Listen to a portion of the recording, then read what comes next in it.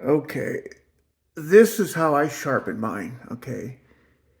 That's about as long as I make mine. If I make it any longer, I tend to press hard and it's gonna break. So that's probably as long as I make mine. Now, let me do an example on this side, okay?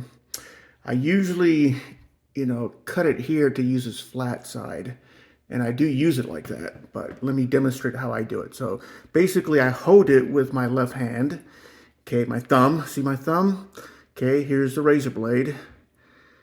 And I basically push, hold, but push with this thumb. Okay, see that? You just kind of scoop it so you don't go into the lead.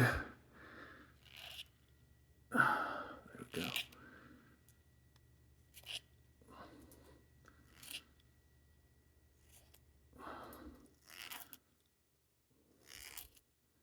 All right, that's already too long. All right. And when you get close to that lead, I mean, you've got to start to go parallel to it so you don't dig into it too much.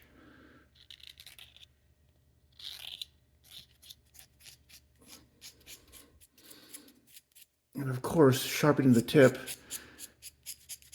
I kind of do it like this. And just slowly twirl it. But eventually that will get to a tip.